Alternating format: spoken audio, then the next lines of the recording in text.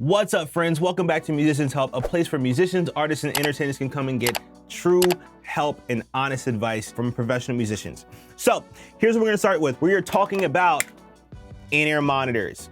Now, in-ear monitors are a fantastic thing. If you're new to being a musician, this is something you're gonna have to have. If you're more a seasoned musician, maybe you're just here to kind of figure out, okay, what should I do? I'm trying to maybe go custom route.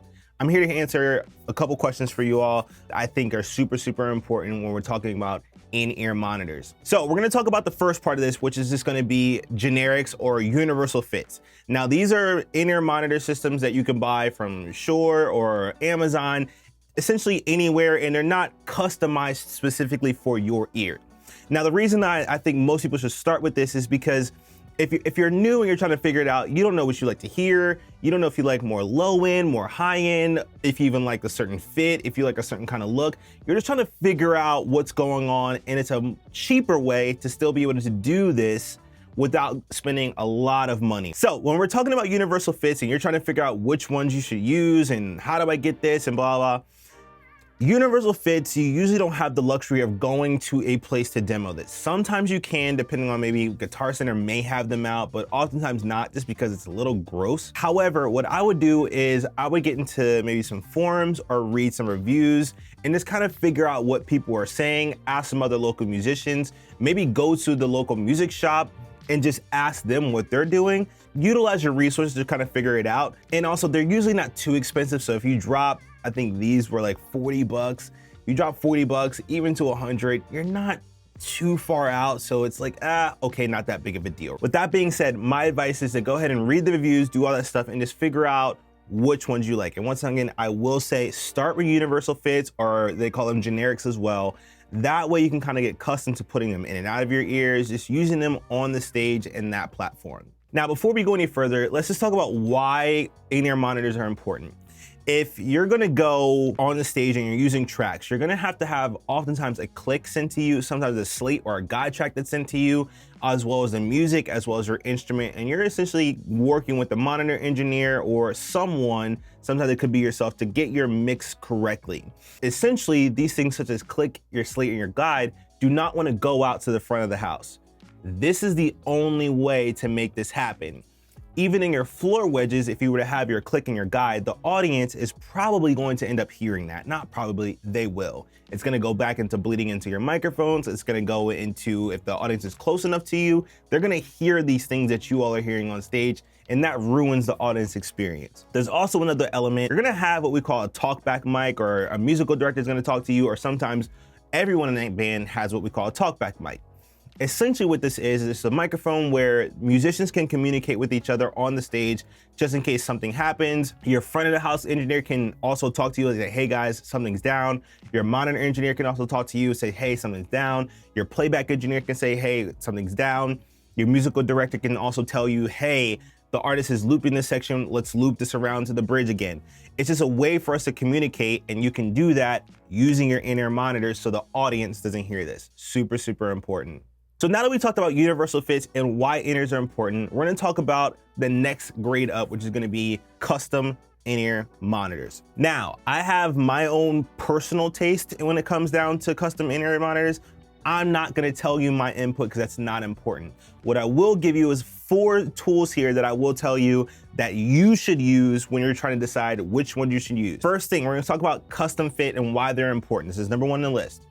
Custom fits are super important. That way, when you're on stage, you're not fiddling around with your ear and it molds, or they mold it themselves to your ear. Meaning you had I think they're audiologists or something like that, that they essentially come in, they take a mold of your ear, they send out the imprint to a company. The company now makes whatever monitor you selected with your in-ear mold in mind here, because that's what they do.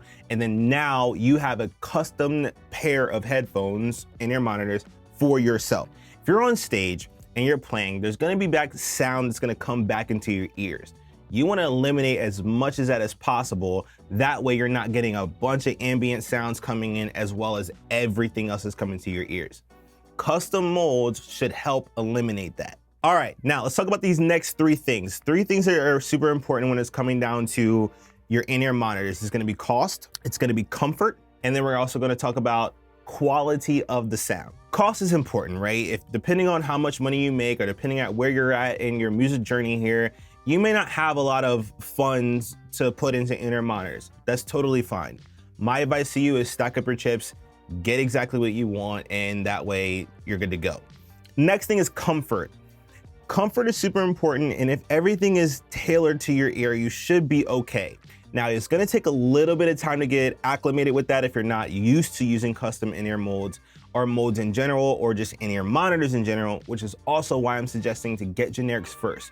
You'll eliminate that learning curve by using universal fits, and you didn't spend thousands of dollars or even hundreds of dollars to get these types of in-ear monitors so you're comfortable. My last thing we gotta talk about is quality of sound, okay? And also quality of the in-ear monitor. When you go to a company such as Empire Ears or JH Audio or Universal Ears, or there's a ton of companies that do this, and okay, do not let anybody talk you into anything. The reason is that you have, over the years of you playing and the years of you being on this earth, your ears have acclimated to what you like to hear.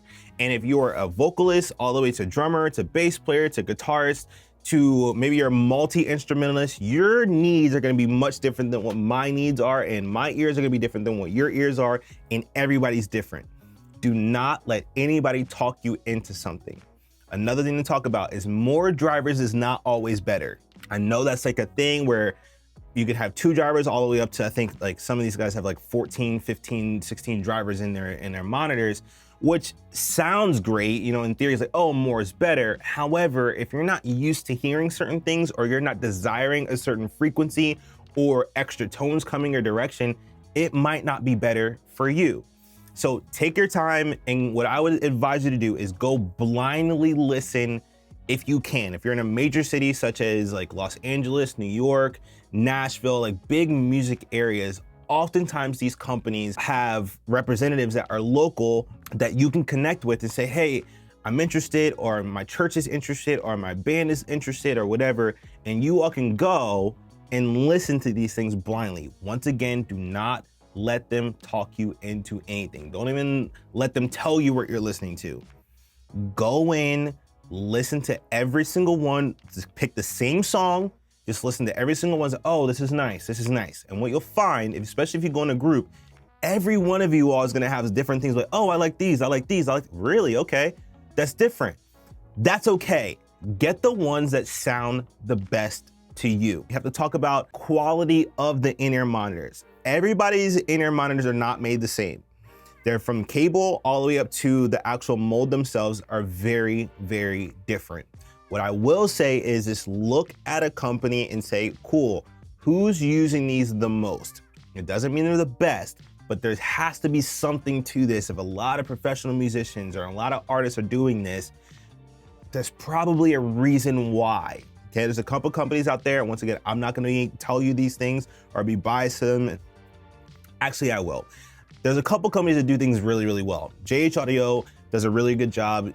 UE does a really good job. I know a couple guys that are also on Empire Ears, and they love them as well. Those are 3 that I know out of the gate that a lot of people are using. There's a reason for that. Probably check out them first. When you check them out though, just look at them, feel it, say, hey, okay, this feels good. This feels like it's not gonna break on me. This feels whatever. And that's all the way from the mold themselves to the cable. Very, very important. So make sure you're tapping into those things.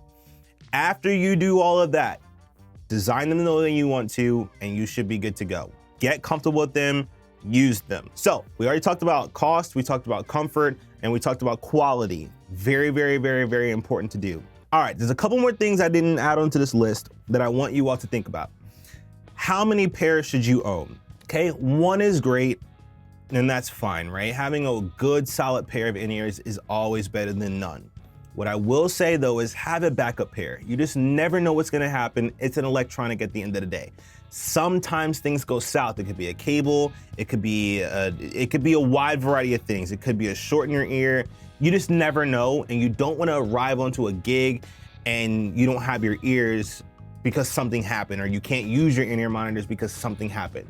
So always have an extra cable, and then always have an extra pair. All right, and my final disclaimer, none of what I said will matter unless you have a really, really good audio engineer, meaning your monitor engineer, who is going to be sending you signal and doing everything that you need so you can hear the proper thing. Trust me, I have $2,000 in-ear monitors, and I've had bad audio engineers and I've had really, really good ones. No shade to anybody.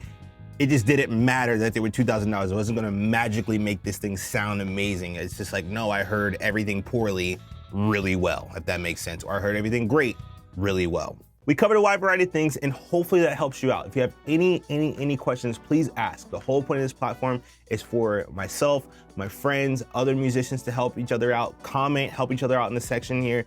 We need to band together to work together. That's the whole point. Band together to work together. So that's gonna be it for me. Make sure you guys like, comment, subscribe, share this with your friends. If you have any questions, leave them in the comment section and I'll make another video, or I'll respond back to, or someone else in the community can also help you out. We're supposed to be a unit here, so let's do all that. So that's gonna be it. So you guys have an amazing, amazing, amazing day.